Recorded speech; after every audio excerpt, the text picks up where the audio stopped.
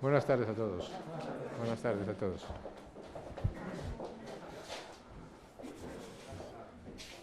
Presidente, en la pantalla tienes a todos aquellos que están con nosotros, pero de otra manera.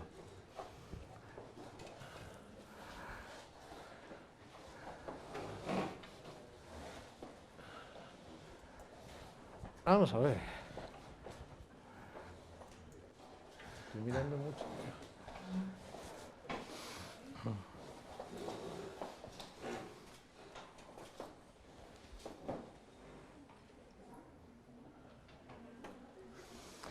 Buenas tardes a todos, buenos días a aquellos que nos sigan desde el otro lado del charco mediante medios telemáticos.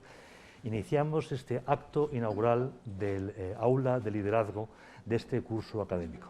Como ya lo saben, lo hemos repetido más de una vez, este máster es conjunto de la Universidad Francisco de Vitoria y del Instituto Atlántico de Gobierno. El máster va acompañado de un conjunto de programas independientes. Uno de ellos es el aula de liderazgo que dirige muy personalmente el presidente José María Aznar. Precisamente porque hoy inauguramos, hoy él nos acompaña, hoy es el invitado, y así iniciamos un curso que, digamos, no podemos decir que pueda ser normal, las circunstancias no son ni mucho menos normales, pero será un curso tan atractivo como otros que nos han precedido. Bien, dicho esto, primero la presentación. Todo el mundo sabe que José María Aznar existe. Los españoles lo saben muy especialmente, unos le quieren mucho, otros no le quieren nada. Es lo que tiene el ejercicio auténtico del liderazgo. Me quieren menos. Para aquellos que... Me quieren menos. Para aquellos que, digamos, por no ser españoles, no conocen tanto la figura del presidente Aznar, un breve resumen de lo que ha sido su vida y de por qué hoy importa la figura del presidente Aznar. Estudió Derecho, hizo como corresponde a un niño de Madrid una buena oposición, entró en el cuerpo de inspectores de finanzas, que es un cuerpo tan prestigioso como poco querido, por razones que todo el mundo puede llegar a entender fácilmente. Tras años de ejercicio de la alta función pública, entró en política, presidió una comunidad autónoma, la Comunidad de Castilla y León, asumió en un momento muy delicado la presidencia de uno de los partidos políticos, lo que hoy es el Partido Popular, y finalmente consiguió ganar unas elecciones. No fue fácil, eran tiempos muy complicados, y tuvo 2 legislaturas completas, 2 mandatos completos que representan los momentos o el tiempo de mayor desarrollo socioeconómico de España, el momento de mayor presencia internacional de España. Dejó voluntariamente la política.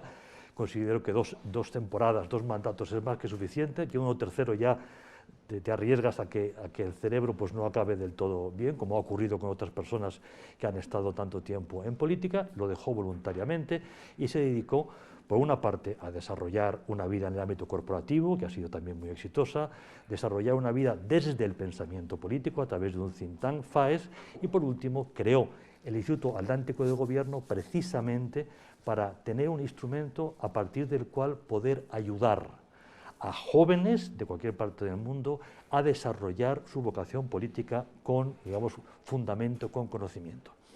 ¿Qué representa José María Aznar en España? Pues un breve dato histórico. Soy historiador y inevitablemente pues, la cabra tira siempre hacia el monte. En la historia contemporánea de España hay 4 momentos en que el centro derecha se encuentra con un doble reto, que es adaptar su programa y unificar al conjunto del centro derecha. Son 4 momentos muy delicados. Esos momentos corresponden a 4 figuras que ustedes conocerán, aunque solo sea por el callejero de Madrid. Antonio Cánovas del Castillo, Antonio Maura, José María Gil Robles y José María Aznar. De los 4, 2 lo consiguen. Antonio Cánovas, que tras la Primera República Española, estamos hablando de los años 70 del siglo XIX, reconstruye con mucho coste el centro derecha, crea un gran partido, el Partido Liberal Conservador, que permite el desarrollo más importante de la vida parlamentaria española, ese gran momento, donde están las grandes figuras, pero también el mayor desarrollo conocido hasta entonces de lo que es la actividad económica con un impacto social muy importante. El segundo es Antonio Maura. Antonio Maura le toca el reto de transformar un partido de cuadros a un partido de masas. La segunda revolución industrial ya es una realidad. Las masas existen en política y por lo tanto el partido tiene que abrirse. por distintas razones, fracasa. El resultado es el fin de la monarquía, la dictadura del general Primo de Rivera y la proclamación de la Segunda República. El tercero que lo intenta es José María Gil Robles. Desde una posición accidentalista, no importa cuál es la forma del Estado, lo que importa es la política que hacemos. Es dentro de la Segunda República. Momentos muy complicados, no va a conseguir ni adaptar el programa ni unificar al centro derecha. El resultado es, y no es la única razón, la guerra civil y 4 décadas de dictadura por parte del general Franco. El cuarto intento es el de José María Aznar, que es crear el gran partido de centro derecha tras la proclamación de la monarquía constitucional, tras la aprobación de la Constitución vigente.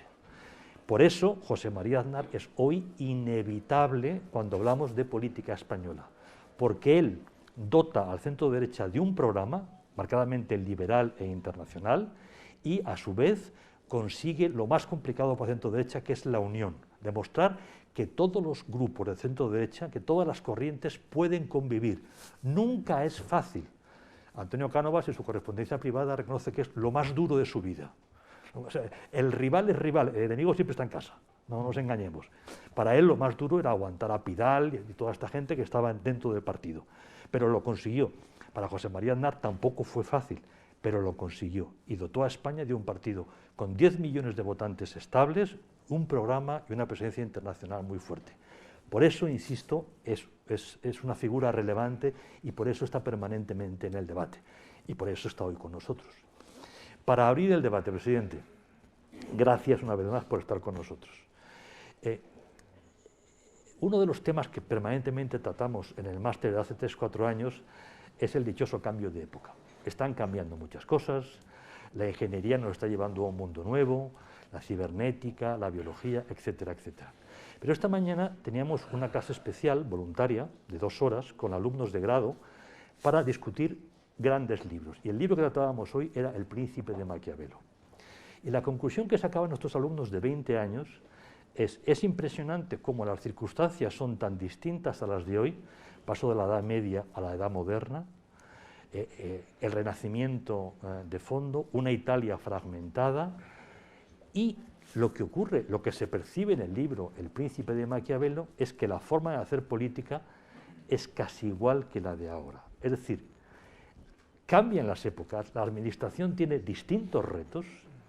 Hoy pedimos a un político cosas que no pedíamos antes, pero el liderazgo tanto parece que no ha cambiado. Yo lo que te diría, presidente, es una reflexión con nuestros alumnos como inicio del debate sobre en qué medida el liderazgo es el de siempre. Recuerdo que el presidente Sarkozy, a su lado, insistió mucho en que cuidado con dejarnos llevar con nuevas interpretaciones más o menos asamblearias de lo que es el liderazgo, porque el liderazgo siempre es liderazgo. Quería pedirte, por favor, presidente, una reflexión sobre estos temas y a continuación ya damos la palabra a los alumnos.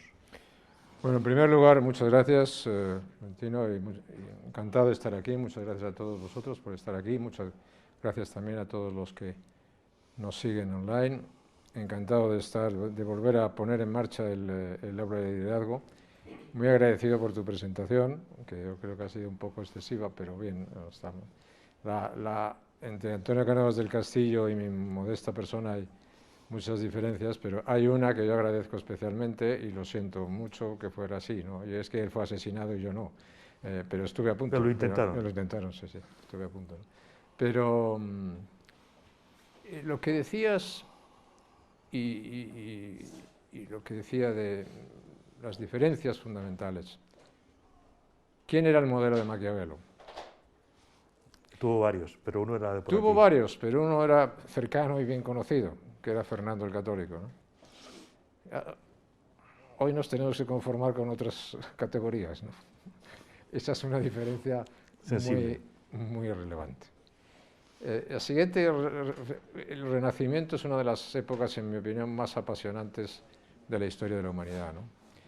Estudiar el Renacimiento, la capacidad creativa del Renacimiento, la capacidad política, la capacidad cultural, la expansión cultural, cómo la competencia, en este caso fundamentalmente en Italia, entre ciudades, favorece de una manera extraordinaria lo que significa la vida política y también, evidentemente, la vida cultural y el desarrollo cultural, es absolutamente fascinante. Era una época también una era de cambio muy importante. Si me dices, yo creo que las cuestiones básicas del liderazgo, como las cuestiones básicas que afectan, y no hay que olvidar que el Renacimiento es el momento en donde surgen como creación las grandes naciones modernas. ¿Qué es lo que ha variado? En el fondo, pues es verdad que no ha variado mucho, ¿no? Y los que tenemos una visión, intentamos una visión abierta de la historia, pero al mismo tiempo creemos en ciertos principios de continuidad histórica, pues procuramos evidentemente hilvanar lo que significan la continuidad de las sociedades, la continuidad de las instituciones, que son lo que fortifican, es decir, fortalecen en gran medida los países, ¿no? Pero los grandes elementos del liderazgo, que son, como diría Gregorio Marañón, refiriéndose a otro gran gobernante español, el conde duque de Olivares, desgraciadamente, la pasión de mandar, la ambición de gobierno, la ambición por tu país, la ambición por tu nación, eso no ha cambiado sustancialmente. La pasión, esas cosas no han cambiado sustancialmente. Lo que ha cambiado sustancialmente es que antes los líderes políticos dedicaban mucho más tiempo, en mi opinión, al estudio y a la comprensión de la historia. Y hoy eso se ha abandonado de una manera lamentable.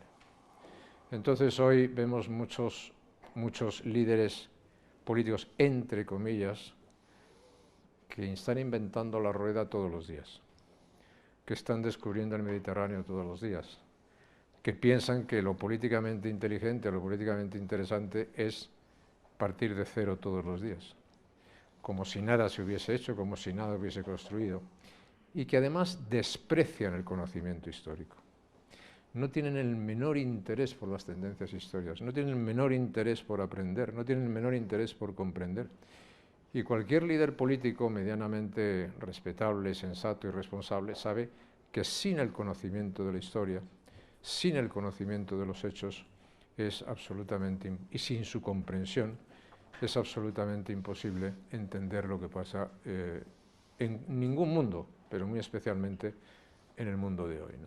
Y esa es una de las grandes diferencias entre el liderazgo de ahora y el liderazgo de entonces, ¿no? Pero yo creo que la lectura del Príncipe de Maquiavelo es una de las grandes lecturas recomendables y me parece muy bien que hayáis invertido hoy, pues me has dicho, me parece que 2 horas en el estudio de Maquiavelo, al cual se puede dedicar mucho más tiempo, pero está muy bien porque ahí están definidos los grandes elementos y las grandes cuestiones relevantes de hoy, ¿no? Y al final, por mucho que se dice que en la historia no pueden ocurrir cosas, que en un determinado momento no pueden ocurrir cosas, yo el otro día decía, por ejemplo, en España están ocurriendo cosas de esas que se decían que aquí no podían pasar, pero están pasando.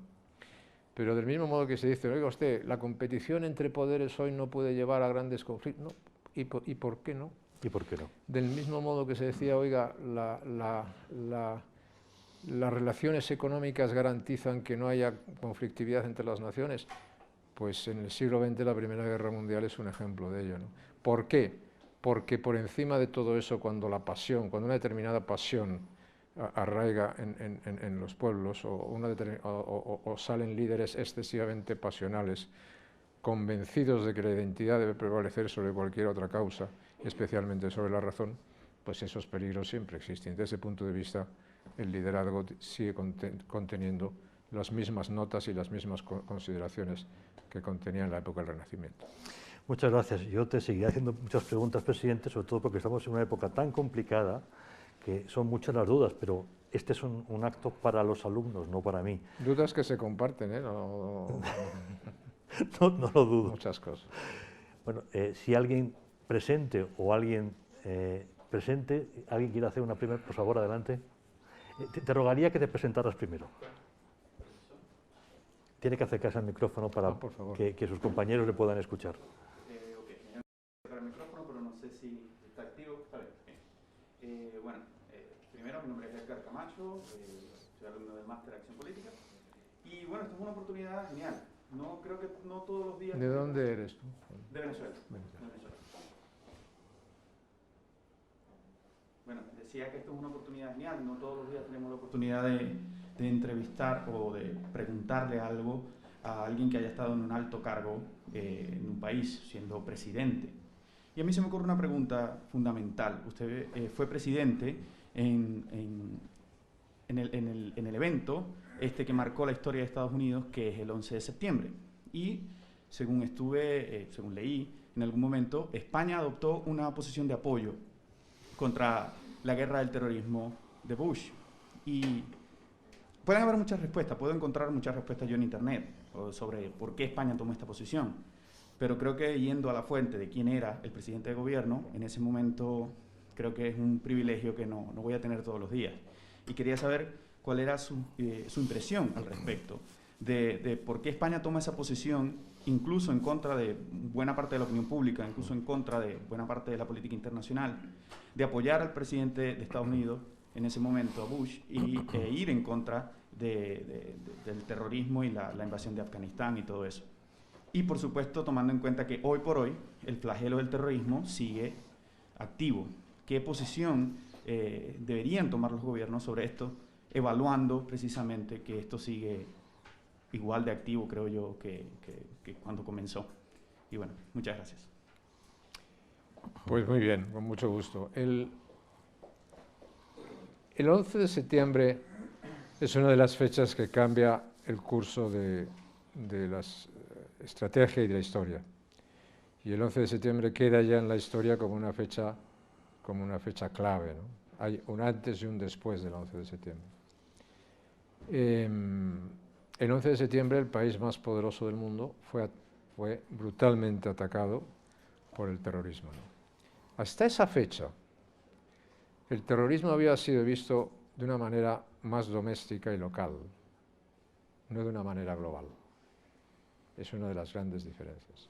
Es decir, para muchos países, incluido también para los Estados Unidos, había terrorismo de distinto tipo en algunos países y había terrorismo también en España. Pero era una cuestión española, como podía ser en otros países otro tipo de cuestión. Y esa cuestión española pues la tenían que resolver fundamentalmente los españoles, más o menos con la solidaridad de los demás países. A nosotros eso nos produjo durante muchos años una sensación muy grande de soledad, porque los españoles durante mucho tiempo estuvimos solos prácticamente luchando contra el terrorismo. Incluso teníamos cierta incomprensión de algunos vecinos importantes, ¿no? O cierta falta de colaboración de algunos vecinos importantes. Luego, afortunadamente, la cosa fue cambiando y la cosa fue mejorando, ¿no?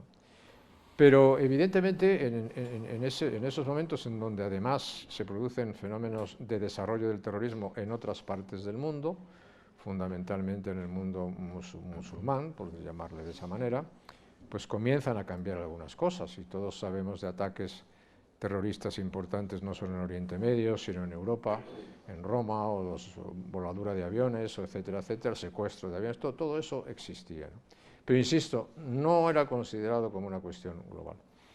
El 11 de septiembre cambia eso. Pero nosotros recibimos el apoyo de los Estados Unidos. Es decir, el presidente Bush, al que tú te refieres, que por cierto fue el primer presidente de los Estados Unidos que empezó una visita a Europa por España, ante el asombro del resto de los países europeos. Pero todos los presidentes norteamericanos empezaban sus visitas por el Reino Unido o por Alemania, o por Francia, o por donde fuera. Pero en fin, en España pues van en quinto o sexto lugar, en el cuarto viaje, en el quinto viaje no. Aquello empezó en el primer viaje, el primer país. Que por eso, para muchos países europeos dijeron, bueno, ¿aquí qué pasa, no? Aquí está pasando algo que nosotros no tenemos. Bueno, pero una cuestión importante es, y nosotros recibimos la solidaridad y el apoyo en la nuestra lucha contra nuestro terrorismo del gobierno del presidente Bush.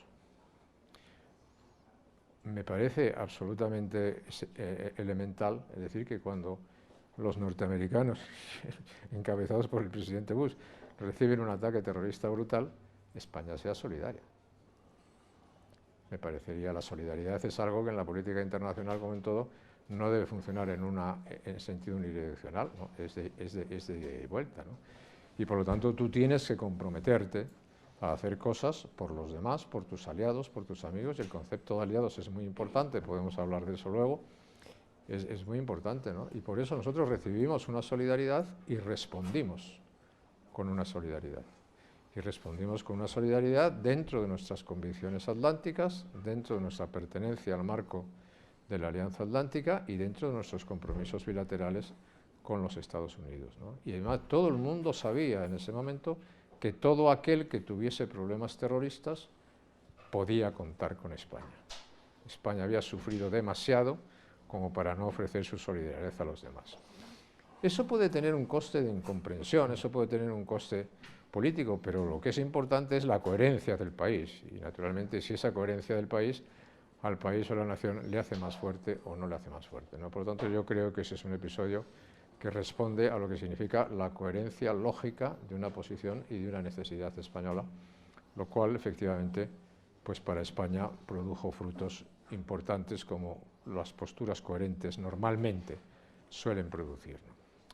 Otra cosa distinta que puede ser de interés, aunque tú no lo has traducido ahora, es los cambios que se están produciendo ahora. Una de las consecuencias de la política del todavía presidente de los Estados Unidos, Donald Trump, es que las consecuencias en gran medida del 11 de septiembre han sido superadas.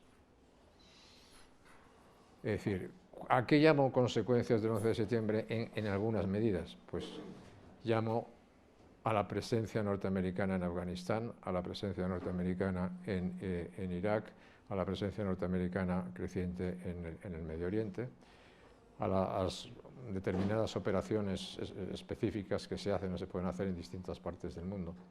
Eso en gran medida va a cambiar, y ha cambiado. Y ha cambiado en gran medida como consecuencia de las decisiones y de la política, que no es una decisión exactamente de esta administración última Trump. La tendencia al retraimiento, al recogimiento, a la retirada de alguna responsabilidad de los Estados Unidos venía de antes y fue ostensiblemente, tuvo una repercusión muy grande y un avance muy grande en la presidencia de Obama, el presidente Obama, ¿no? Pero efectivamente la decisión de abandonar aquello, de marcharse de allí, de dejar en otras manos esa responsabilidad, marca un punto muy importante de la actual administración Trump. ¿Están superados los problemas terroristas en el mundo? Obviamente que no. Acabamos de vivir en Francia en una cadena de atentados importantes, sea contra iglesias, sea contra profesores, sea en contra de la libertad. Al final es en contra de la sociedad, ¿no? Al final es en contra de la sociedad libre, de la sociedad abierta, ¿no? Podemos ver distintas formas de terrorismo que van a seguir expandiéndose en el mundo, ¿no? No sabemos, y esto entrará entre las dudas, sabemos algo pero no sabemos todo, ¿no? Es decir, pero nos podemos imaginar que en Afganistán una retirada norteamericana va a suponer, pues después de los años que han pasado, que los talibanes vuelvan a encontrar el poder, vuelvan a recuperar el poder. Los talibanes han sido siempre un ejemplo de sponsorización del terrorismo, ¿no? Irán ha sido un país que es conocido por exportar terrorismo, ¿no? Todos los fenómenos en relación con el ISIS pues son fenómenos que no están ni mucho menos resueltos, es decir, que una vigilancia continua y cotidiana en defensa de la libertad es muy importante. La siguiente cuestión a la que me quiero referir, que tiene que ver con entonces con ahora, es que tú, desde el momento del 11 de septiembre, no solamente deja de ser un problema doméstico políticamente, lo deja de ser en sí mismo geográficamente. Es decir, tú no combates al terrorismo solo en seguridad en tus fronteras, combates fuera de tus fronteras. Y eso es otra dimensión completamente distinta. Y esa es la dimensión que ahora veremos a ver hasta dónde llegan las consecuencias de las decisiones de esta administración respecto de lo que significa el mantenimiento del orden liberal internacional con la amenaza del terrorismo y con menos presencia del garantizador del orden, ¿no? Muchas gracias. Vamos a dar la palabra a algún alumno de los que no están en presencia física, pero sí virtual. María Inés, por favor, puedes. Perfecto. Sergio, adelante, por favor. Buenos días desde Lima, Perú. Presidente Aznar, es un gusto poder hacerle una pregunta, yo lo admiro mucho. Presidente, como liberal, ¿usted cómo cree que debería diferenciarse el liberalismo de los conservadores? Usted conoce mucho, viaja mucho por América Latina y muchas veces los grupos conservadores toman algunos principios del liberalismo, pero no aplican un liberalismo al 100%. Muchas veces se prioriza lo económico de manera liberal, con libre mercado, pero se dejan los temas políticos, las libertades ciudadanas, y se aplican a veces políticas no liberales, sino conservadoras. En su experiencia, ¿qué podría decirnos al respecto? Gracias. Acabo de leer una conferencia de un eminente liberal español, conocido así, incluso escribió unos ensayos liberales muy importantes, Gregorio Marañón, que se definía a sí mismo como liberal y que ejercía como liberal, ¿no? Pronunció una conferencia en Santiago de Chile en el año 1938, que se llamaba La Revolución Nacional, y que explicaba nada menos lo que estaba pasando en España en el año 38, que era la guerra civil. Y por qué unos estaban en un sitio y otros estaban en otro sitio. Y explicaba en dónde estaba él. Que por cierto estaba en el sitio que algunos piensan que no estaba. Pero lo explica bien, ¿no? Y una de las cosas que dicen es que uno de los problemas que tienen los liberales es que el liberal muchas veces siente pánico de que los demás no le consideren suficientemente liberal. ¿Y qué es lo que ocurre? Pues que no define, sino simplemente está preocupado que los demás le acepten, le etiquetan o lo definen como liberal. Por ejemplo, en esa pequeña conferencia, dice Gregorio Marañón que el gran error de los liberales españoles de principios de los 30 fue cuando 2 meses después o al mes siguiente de proclamada la República, parece que en abril o en mayo, hay una quema general de iglesias en España. En mayo. Entonces, que aquel fue un momento determinante para saber que la vía liberal que se podía abrir en España había desaparecido, pero que los liberales de entonces no tuvieron el suficiente coraje ni para decirlo ni para actuar en consecuencia, ¿no? Entonces, ese es uno de los muchos problemas que tienen los liberales. Nosotros nos podemos poner de acuerdo qué significa una corriente liberal. Una corriente liberal es la que defiende la libertad, la que defiende el Estado de Derecho, la que defiende los derechos humanos, la que defiende una economía abierta, la que defiende una sociedad abierta y libre, la que defiende el libre comercio. Y todos esos formas, la que defiende la tolerancia, el respeto mutuo, un sentido de la responsabilidad. Pero todo eso son opciones cívicas, opciones sociales, opciones políticas, que van mucho más allá de si usted privatiza una empresa o no privatiza una empresa. Eso es una cuestión coyuntural, que formará parte de un capítulo económico más o menos liberal, pero que de hecho es otra cosa distinta. Si tú miras, por ejemplo, el orden liberal del mundo de hoy bajo amenaza y bajo serias amenazas, y en todas partes, y ves la evolución de lo que ha sido, por ejemplo, después de la caída del muro de Berlín, después de la Guerra Fría, la evolución del mundo desde el año 1990 hasta ahora, te puedes hacer que estaba basada esencialmente en un orden global, en un orden liberal, en un orden multilateral, bien con una potencia dominadora, evidentemente, pero en unas economías abiertas, en el libre comercio. Tú analiza los indicadores que quieras. Sitúate en el año 1990, en el año 2000 y analiza los índices de pobreza, los índices de salud, los índices de escolarización, los índices de lo que tú quieras, de potabilización de agua, de extensión, de cultivo, de lo que tú quieras. Es decir, pero de un mundo que a comienzos del siglo XX tenía un 90% de pobres, a final del siglo XX se llega a un mundo con el 10% de pobres. Y el mundo seguirá siendo muy injusto, sí seguirá siendo muy injusto, pero ese gran salto es fruto, por decirlo de esa manera, de un orden liberal. Y los liberales, en este mundo en el cual se tiene que pedir perdón por todo, y si no pides perdón por todo, no eres políticamente correcto, y los que no estamos dispuestos a pedir perdón no somos políticamente correctos y lo tenemos que asumir. En este mundo liberal, pues faltan líderes liberales que sean capaces de mantener con coherencia sus posiciones. Y eso, pues evidentemente es un problema, porque se hace a lo que no es responsable de ello, se le hace responsable de cosas que evidentemente como alternativas se plantean pues los autoritarismos, los totalitarismos, los nacionalismos, etcétera, etcétera, que es lo contrario a lo que es una sociedad abierta, que es lo contrario de lo que es una sociedad liberal y que es lo contrario, en mi opinión, de lo que necesita el mundo, ¿no? Podríamos poner varios ejemplos, si el profesor Florentino Portero me corta cuando quiera, ¿no? No, en absoluto. Pero podríamos poner varios ejemplos de lo que son cosas imperfectas, pero que funcionan o no funcionan, ¿no? Vamos a ver. Estamos viviendo una situación ahora específica, singular en Chile, ¿no? Y todo lo que diga lo digo con el mayor respeto y con la mayor cortesía. Chile tenía una constitución. Y esa constitución, aprobada en la época del régimen del Pinochet, pero esa constitución permitió que Chile gobernase por elecciones libres.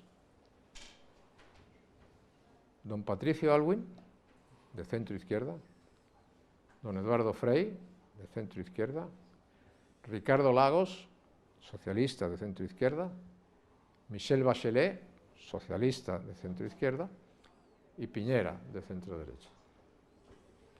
No está mal. Curiosamente, el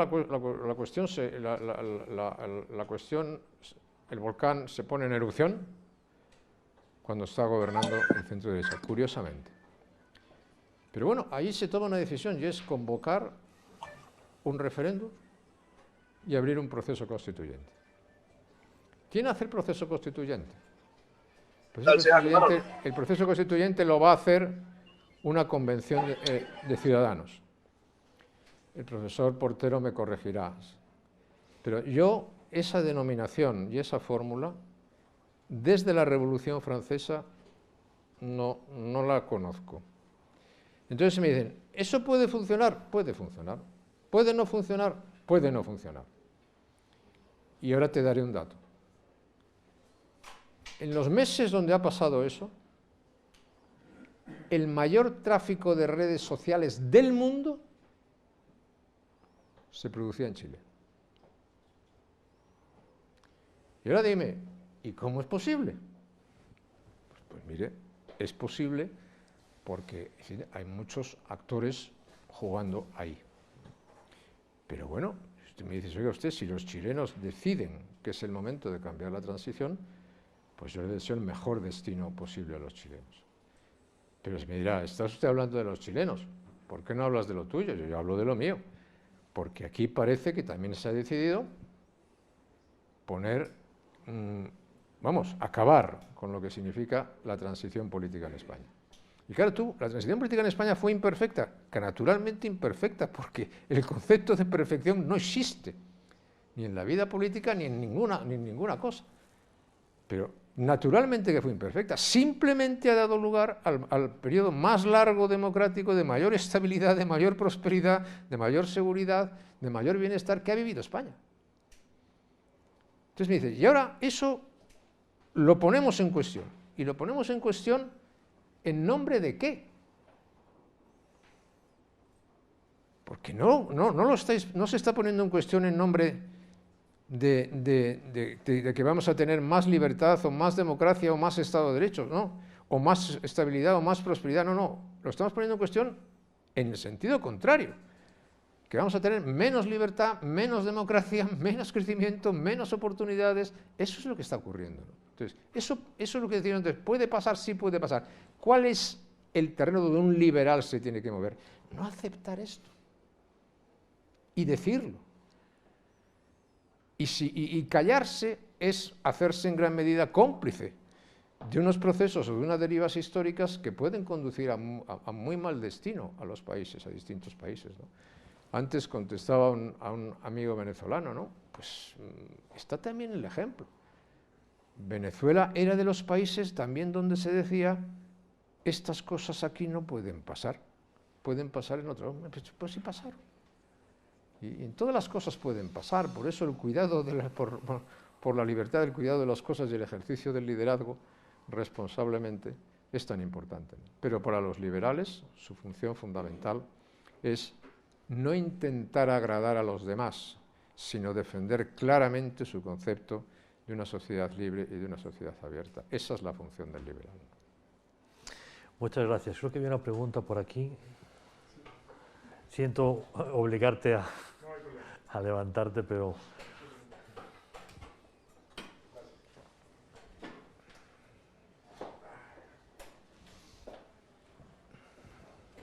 Bueno, buenas noches. Mi nombre es David Rico, soy de Venezuela, aunque salí hace más de 6 años de allá. Mi pregunta, bueno... Pero eso es un accidente español, no venezolano. Sí, no, bueno, este es un accidente ecuatoriano, me lo hice en Ecuador. Pero bueno, me lo importé, me lo traje. Bueno, mi pregunta, a pesar de que se me ocurren 1 millón con usted, es que justamente dice varias cosas que tienen que ver con mi trabajo de fin de máster.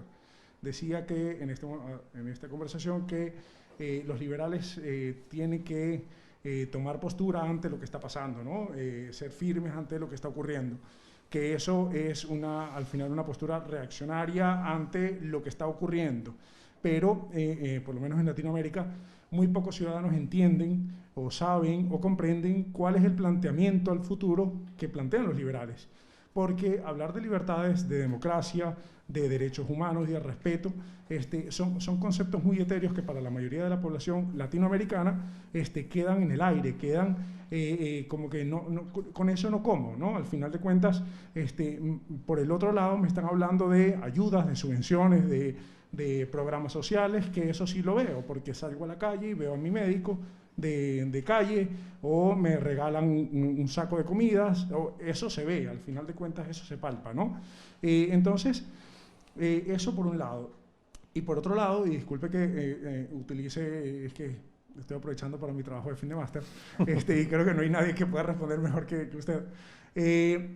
¿Por qué, en esa misma onda de la pregunta, por qué los líderes de la región no se unen exactamente como han hecho los líderes del socialismo del siglo XXI, los de izquierda, en donde se han reunido, han hecho un grupo, el Grupo de Puebla, antes el Foro de Sao Paulo, y hay una receta común de trabajo colectivo, de trabajo común, mientras que los líderes de derecha, por el contrario, han ido por su propia cuenta. No hay un paralelismo o algo que permita hacer un trabajo conjunto, que piense en la región y en España en conjunto, y que le planteen a las sociedades algún tipo de solución a los problemas que están ocurriendo, ¿no?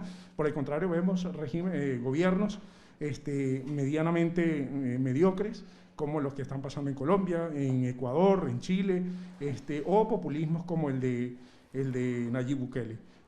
¿Cuál es la solución entonces? Porque ser reactivos no parece que esté funcionando, o digamos, hablarle de libertades a los ciudadanos tampoco parece que esté funcionando. ¿Cuál es la solución? ¿Qué se plantearía? ¿Y por qué no se han tomado las riendas un poco más fuerte en torno a crear un grupo común de hablarle a los ciudadanos de qué es ser liberal, ¿no? Muchas gracias.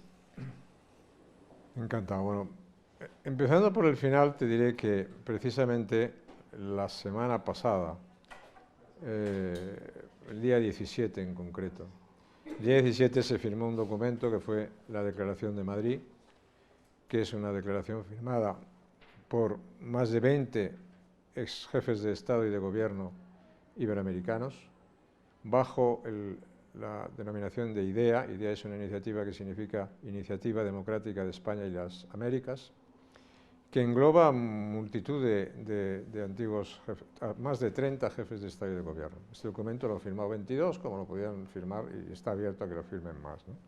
Quiero decir, ahí está desde Ricardo Lagos hasta yo mismo, ¿no? Por no ir más lejos, ¿no?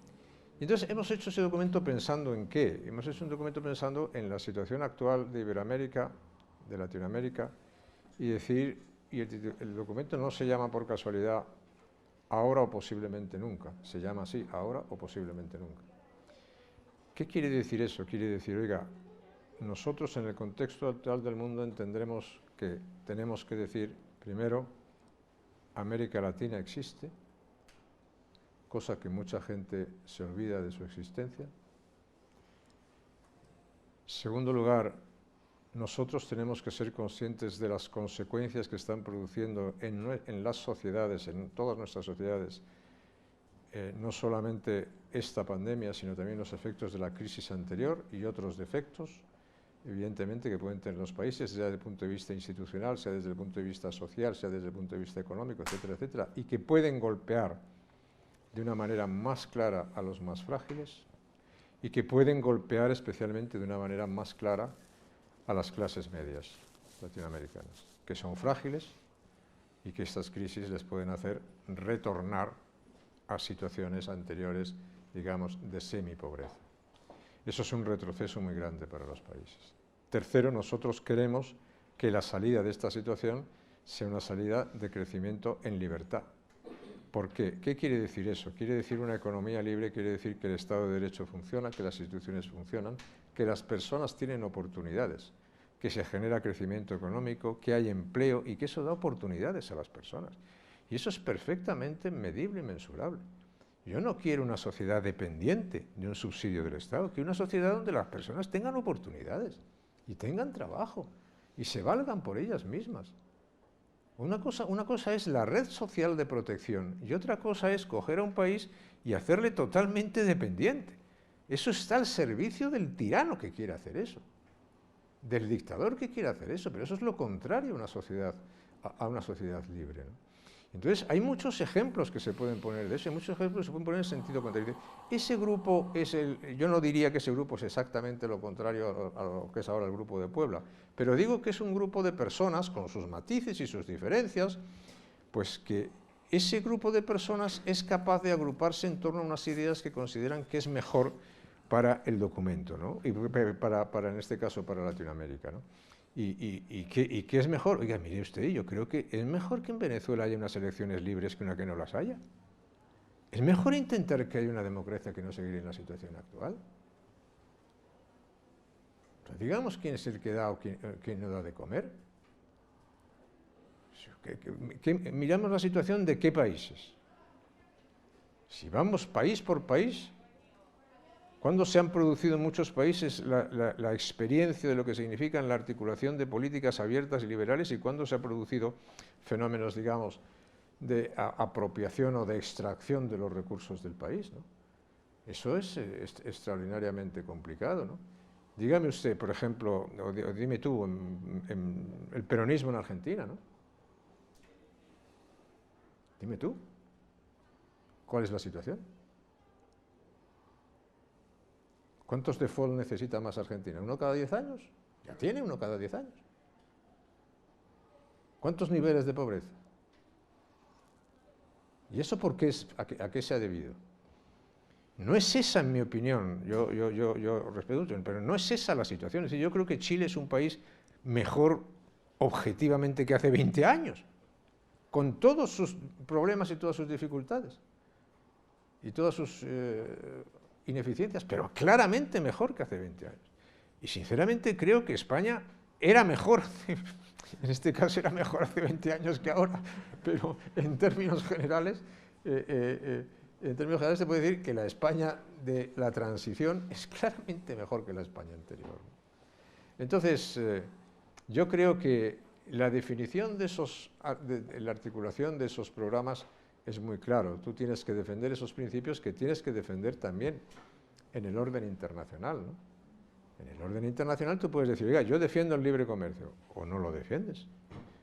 Hay distintas maneras de defender el libre comercio.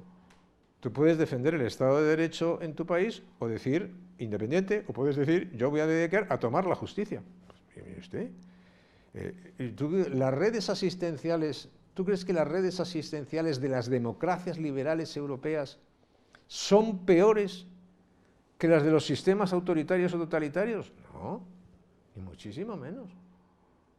Son mucho mejores. Ahora, otra cosa distinta es que uno me diga, no, es que a mí lo que me gusta es el modelo chino. Bueno, pues ahí no digo nada. O el modelo venezolano, pues yo no estoy de acuerdo en eso.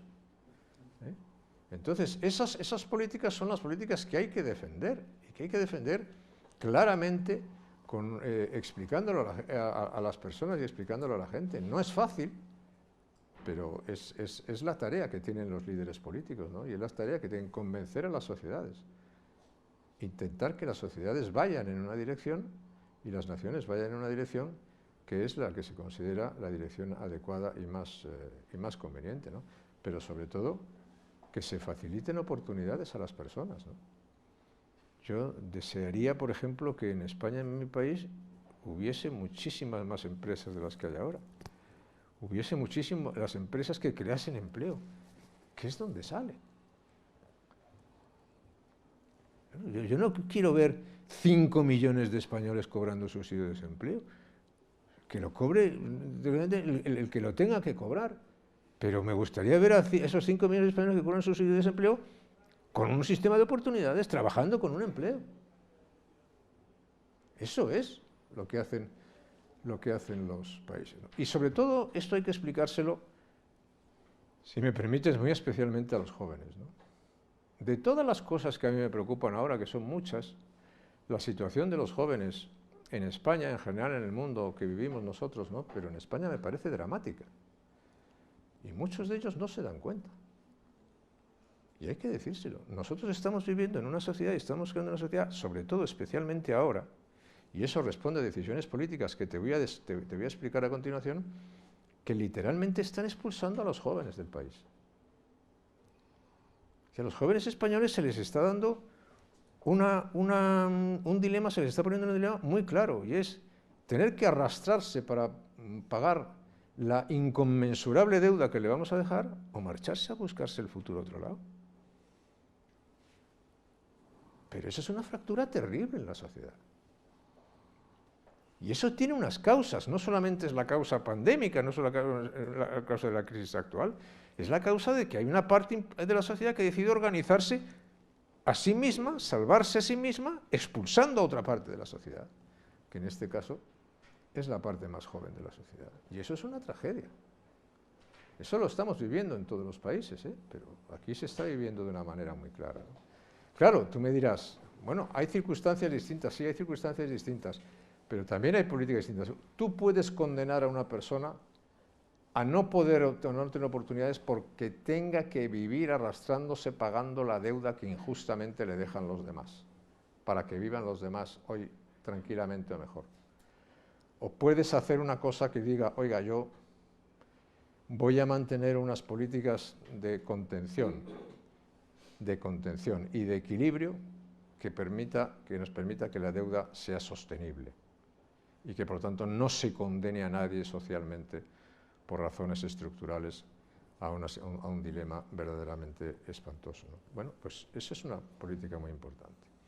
¿Por qué se produce también eso en España? Déjame que te lo diga, pues por una razón, y te digo que es de lo que más me preocupa a los jóvenes, y creo que hay muchos jóvenes que no son conscientes de eso, cuidado, pero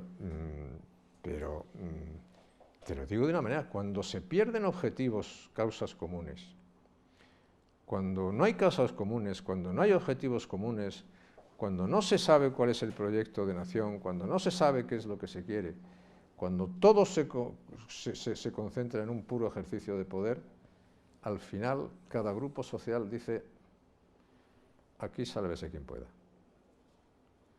Y por tanto, los que están más instalados, los que están más colocados o los que tienen algunas más, pues esos señores se salvan a costa de los demás.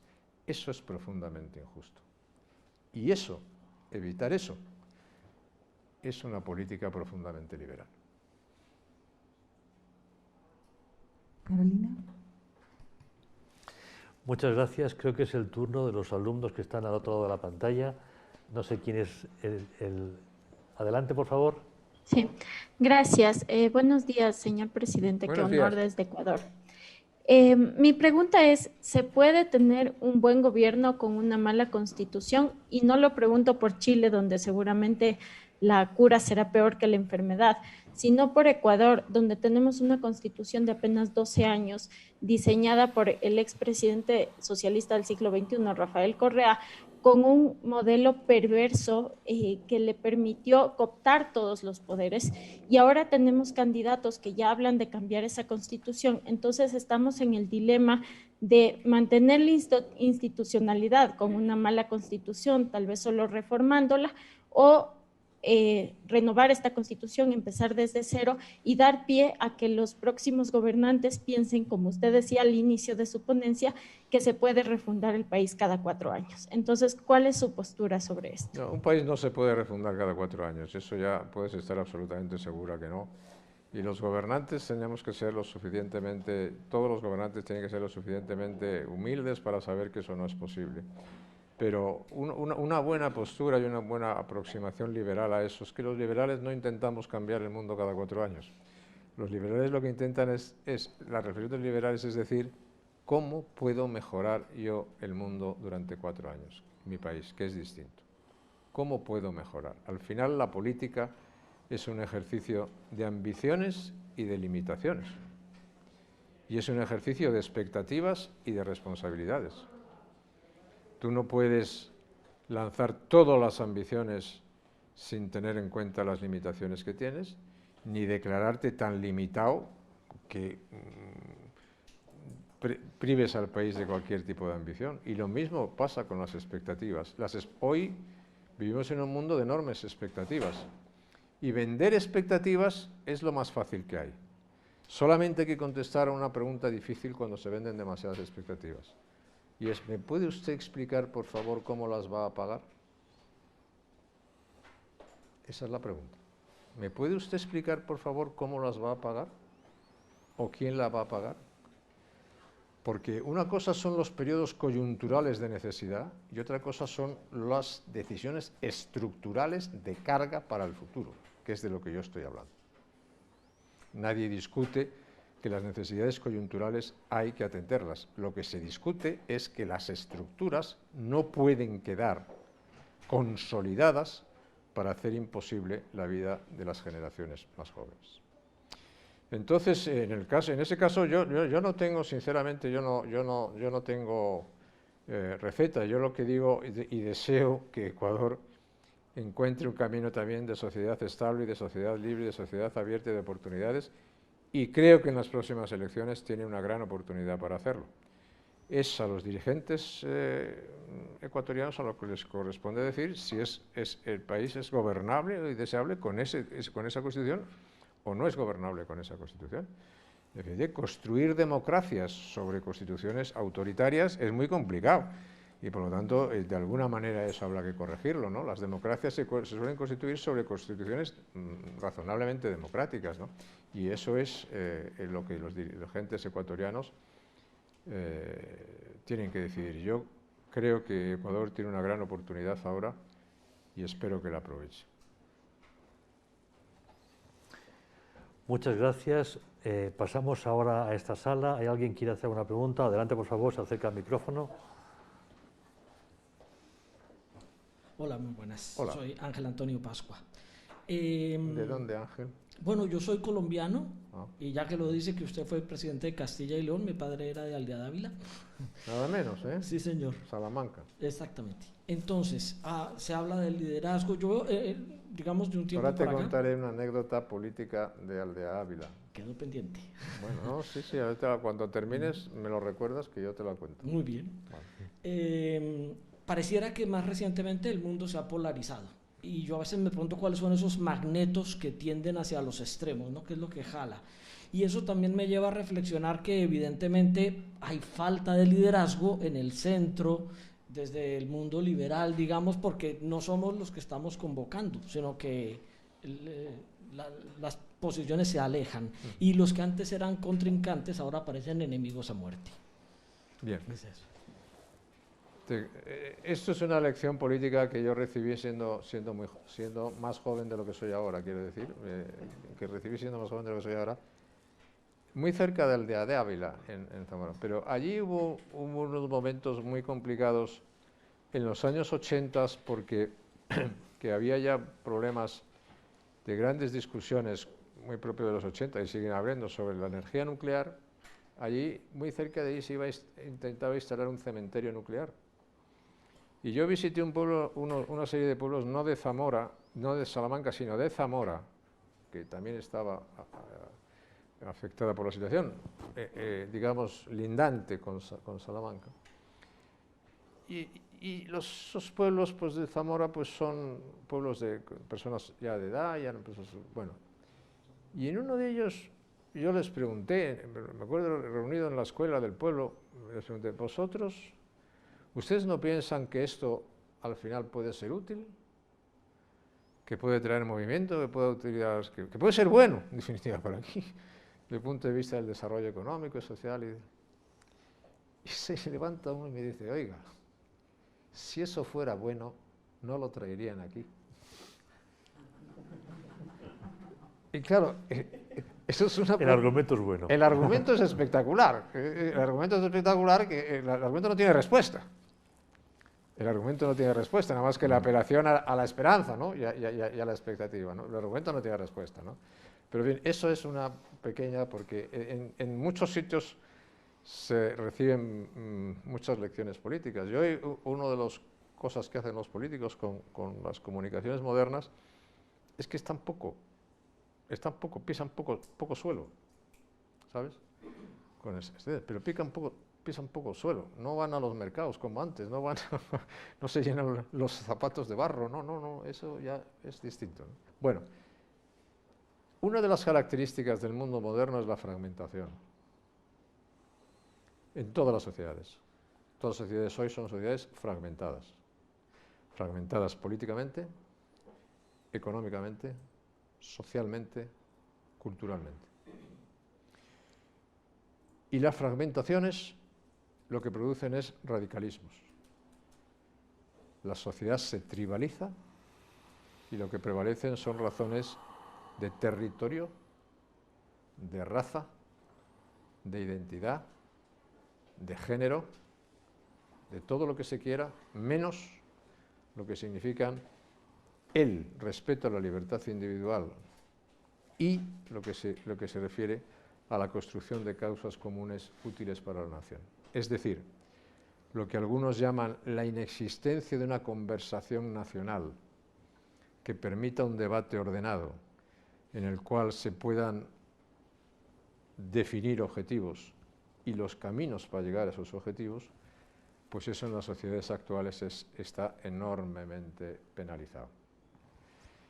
Y es una de las razones por las cuales lo que tú llamas los centros políticos en gran medida desaparecen, porque todo tiende a la radicalización, hacia la izquierda y hacia la derecha.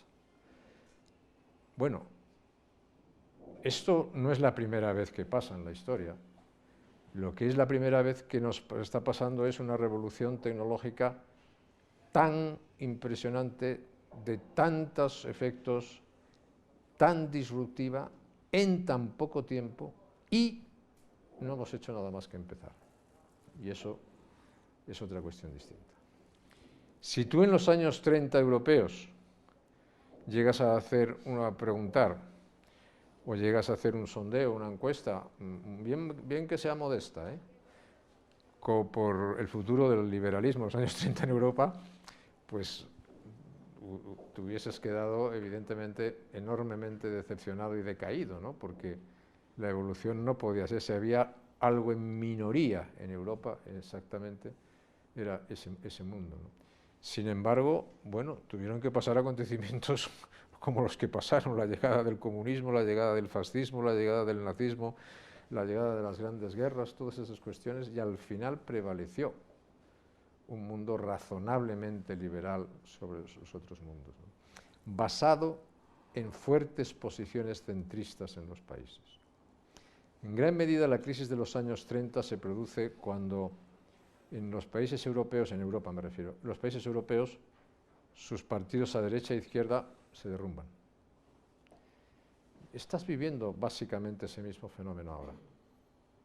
Y es uno de los, con matices, pero estás viviendo un fenómeno muy parecido, acoplado a la sociedad actual, ¿no?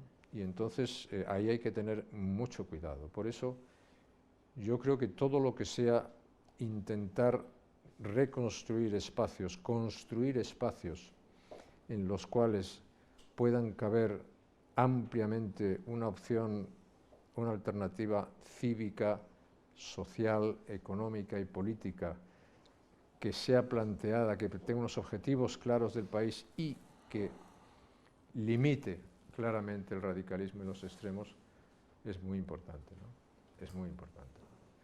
Pero hoy, digamos, muchas formaciones políticas viven exactamente de lo contrario, viven del radicalismo, ¿no? Y por eso es la explosión de lo que estamos viendo ahora, ¿no? Y el radicalismo llama más radicalismo y a veces se convierte en incontenible, ¿no? Y en un mundo en el cual, pues, digamos, la cualificación de los líderes políticos ha caído de una manera bastante dramática, pues eso es un llamamiento a la falta de responsabilidad muy clara y muy rotunda, ¿no?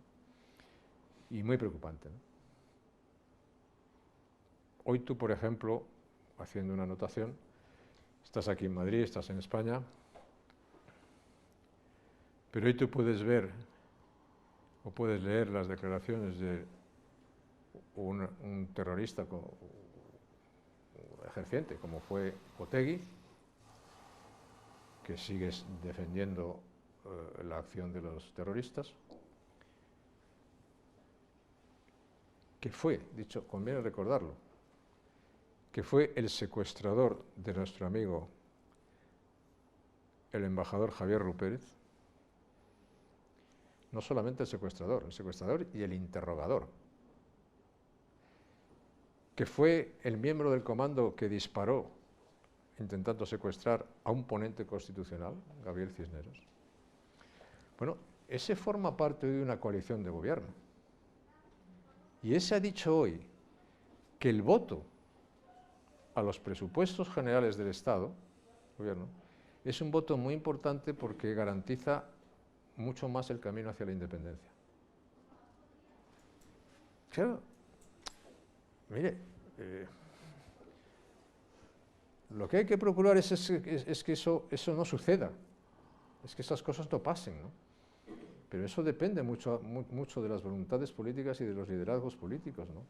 Y por lo tanto construir opciones estables en el centro de la sociedad que puedan evidentemente garantizar que la convivencia se hace y se ejercita razonablemente, pues yo creo que es muy importante, ¿no? Y muy necesaria más en estos momentos, ¿no? Muchas gracias. Vamos ahora a dar la palabra a los alumnos que están al otro lado de la pantalla. María Inés, ¿tenemos algún candidato? Raúl, adelante, por favor. Sí, buenas tardes, señor presidente. Qué gusto poder hacer una pregunta y qué honor también. Encantado de oírte. Yo soy Raúl Camus de México y trabajo para el presidente Calderón. He escuchado mucho de anécdotas muy poderosas sobre usted y, bueno, le tengo muchísimo respeto. Mi pregunta va sobre un poco qué ha pasado con los líderes, que ya no hay líderes, no por elogiarlo, pero en el centro derecha ya no hay líderes de la altura de usted, ya no hay líderes de la altura del presidente Calderón. Entonces, de modo que el centro derecha se ha vuelto muy tranquilo. El centro derecha ha sido incapaz de mostrar su propio lugar en la esfera política, ¿no? Nos hemos vuelto absolutamente irrelevantes en la mayoría de los países, dando lugar verdaderamente, por ejemplo, en Estados Unidos, a una segunda ola de socialcomunismo que empezará casi seguramente el 20 de enero, sobre todo con la vicepresidenta. ¿Cuál es el antídoto para que los líderes puedan ser otra vez esos líderes valientes, como lo era usted, como lo han sido tantos en el pasado y como no lo es ninguno ahora? Bueno, te agradezco mucho. Yo espero y deseo que la evolución de algunos países, y tú has citado la evolución de Estados Unidos, no sea en el sentido que tú dices, ¿no? Yo creo que hay muchas oportunidades y hay que aprovechar esas oportunidades y que todos tenemos que ser proactivos para que justamente pues las oportunidades que hay de que se restablezca cierto sentido de lo que significan las alianzas, los compromisos, las responsabilidades, la creencia en el libre comercio, la creencia en las organizaciones multilaterales, el respeto a los vecinos, etcétera, etcétera, todo eso pueda prevalecer. Obviamente, como pasa siempre en este mundo radicalizado y en un país como los Estados Unidos, los republicanos tienen una ala derecha importante, fuerte, dura, y los demócratas también la tienen. Uno de los retos que va a tener el nuevo presidente Biden va a ser controlar la radicalidad de su ala izquierda, que es una ala muy dura, ¿no? Y bueno, pero para eso, si tú tienes una institucionalidad que te ayude, que funcione, pues evidentemente el sistema de checks and balances de los Estados Unidos siempre ha funcionado razonablemente, ¿no? Y yo, sinceramente me digo, si Biden es presidente y el Senado queda en manos republicanas, y yo creo que para el mundo en general, pues podemos abrir unas ciertas expectativas de que las cosas pueden tener una tendencia a mejorar, ¿no? Lo segundo que tú dices es, en muchos países el liderazgo político, la vocación política ha decaído. Hay pocas vocaciones políticas. Y yo, precisamente, ese es uno de los objetivos de la creación de este instituto y de esta colaboración con la Universidad Francisco de Vitoria, es decir, cómo podemos ayudar a que vuelvan a surgir vocaciones políticas. Hoy es muy difícil encontrar jóvenes capaces que puedan decir, bueno, mire usted, yo voy a dedicar 2 años de mi vida, 3 años de mi vida a servir a mi país, o personas que estén dispuestas a eso, ¿no? No, pues están dispuestas a otras cosas o tienen otros intereses. ¿Por qué? Porque la vida pública se ha desprestigiado mucho, porque también los dirigentes políticos han hecho mucho por desprestigiar la vida pública, porque los problemas que ha habido de déficit institucional, los problemas que ha habido de degradación institucional, de falta de autoestima de los dirigentes políticos es muy grande, ¿no? Porque a veces la política la convertimos en un ejercicio absolutamente imposible, donde el diálogo es muy complicado, porque todo se neutraliza a través de eslóganes y todo es un elemento de confrontación, ¿no? Resucitar esas vocaciones políticas sería extraordinariamente importante para todos los países, ¿no? Y haría que los países fuesen más plurales y fuesen mejores, y que no cayesen en manos, pues, de personas, pues eso, que se creen que tienen que inventar el mundo desde cero, o que tienen que descubrir el Mediterráneo, o en tu caso, el Pacífico, el Atlántico todas las mañanas, ¿no? Que es una tarea un poco más complicada, sino que estén centradas en cómo podemos mejorar las cosas, ¿no? Como decía. Muchas gracias. Son ya las 7:15, vamos finalizando. No sé si hay una última pregunta en la sala.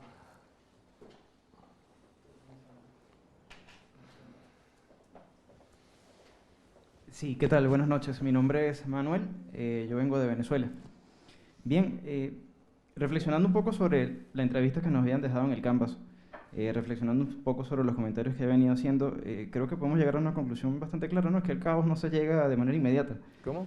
Al caos no se llega de manera inmediata, sino que es un proceso paulatativo de desgaste, de legitimación, de ataque sobre las instituciones democráticas. Ahora, cuando eso empieza a suceder, la polarización evidentemente aumenta.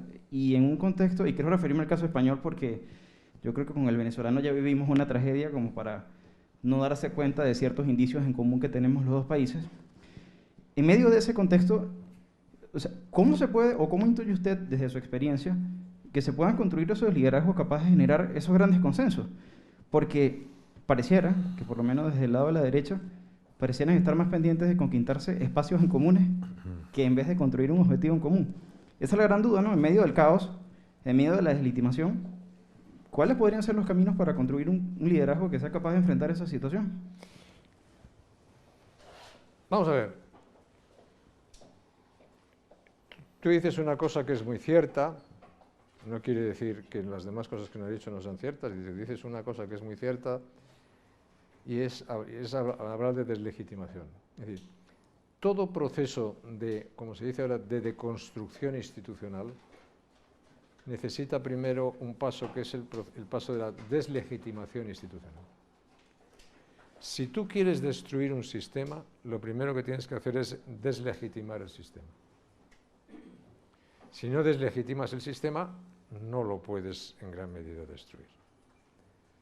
Yo te he puesto antes el ejemplo de por qué las redes sociales han sido tan ha sido el país del mundo con más movimiento de redes sociales durante algunos meses. ¿Por qué? En Chile. ¿Por qué? Porque en el fondo había gente, había fuerzas tratando de ¿qué? De deslegitimar. ¿Para qué? Para sustituir. Si tú analizas, y por eso sale un proceso constituyente, no sale un proceso de reforma. Si tú me dices, ¿eso está pasando también aquí? Y yo te digo, sí.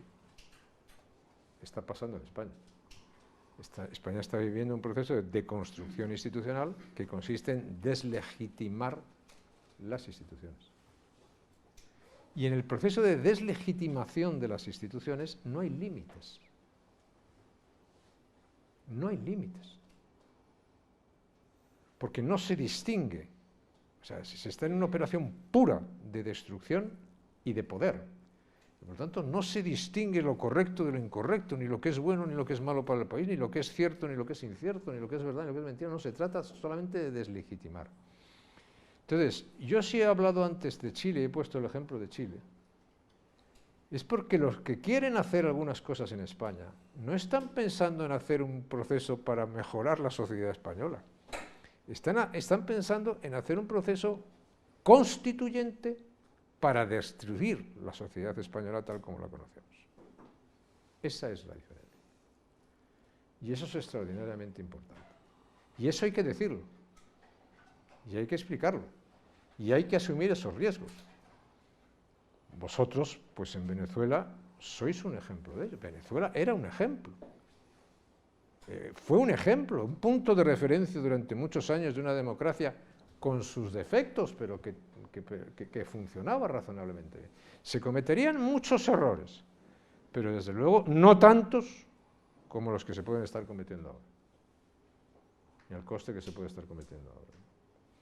Entonces, el que surjan vocaciones políticas que con cierto entendimiento de la historia se den cuenta de los riesgos y de los peligros y puedan comprender de estas cosas, es muy importante, ¿no?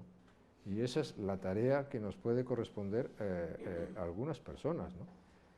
El problema es cuando te encuentras dirigentes políticos o gobernantes políticos que son un ejemplo de ignorancia supina. Es decir, que no saben nada ni les interesa. Pero hay otros que sí lo saben muy bien, lo que quieren. Y por eso se dedican todos los días a deslegitimar las instituciones. Y por eso quieren todos los días unos procesos de cambios sociales. En eso se está, ¿no? Entonces, ese riesgo, pongo estos ejemplos porque ese riesgo, como antes cuando se hablaba de populismos o se hablaba de... ya no responde solo... Antes hablabas de populismo y siempre mirabas al mismo sitio. Ahora hablas de populismo y ya puedes mirar a muchos sitios distintos. Bueno, eso no nos consuela, pero tenemos que ser conscientes de que es así, ¿no? Entonces, explicar razonablemente las cosas y gastar tiempo en ello es muy importante. Cuanto más estructurada está una sociedad, cuanto más fuertes son sus instituciones, más difícil es la deconstrucción, más difíciles. Cuanto más débiles, más fácil es la deconstrucción, ¿no? Pero sobre todo la tarea de los gobernantes que creen en determinados valores y que creen en determinadas ideas es este tipo de cosas, ¿no? Y entonces, pues, ¿qué quieres que te diga? Es decir, entre el mundo de los algoritmos que pueden mover las redes sociales, mecánicamente para deslegitimar sociedades, y el mundo de las ideas que intenta explicar razonablemente lo que es posible, lo que no es posible, lo que es conveniente, lo que no es conveniente, yo prefiero todavía el mundo de las ideas, ¿no? A lo mejor es que algunos dicen, bueno, es que yo no digo que sea incompatible, digo que sin ese mundo de las ideas y sin distinguir las cosas y sin cierto conocimiento, las cosas son mucho más difíciles, ¿no? Pero bueno, cada uno pone su granito de arena sabiendo que no va a arreglar el mundo, sino que simplemente puede intentar hacerlo mejor. Y el veros a todos aquí, pues por lo menos para mí, y supongo que para el profesor Portero, pues es una esperanza de que el granito de arena que podemos poner nosotros, pues ojalá dé muy buenos resultados, que estoy seguro que los dará. Muchas gracias, presidente. Un placer. No queremos quitarte más tiempo, podemos dar por inaugurado el aula de liderazgo de este curso académico, nos ha acompañado quien lo preside y lo dirige. Eso no quiere decir que no vaya a volver. Él dirige, él va convocando a otras personas, en muchos casos acompañará o mantendrá un diálogo con el invitado, pero ya hemos arrancado, eso era lo realmente importante. Y de verdad, presidente, muchas gracias por el aula y muchas gracias por tu presencia y tus palabras de hoy, que ha sido de lo más estimulantes. Muchas gracias, Florentino. Muchísimas gracias. Buenas días a todos.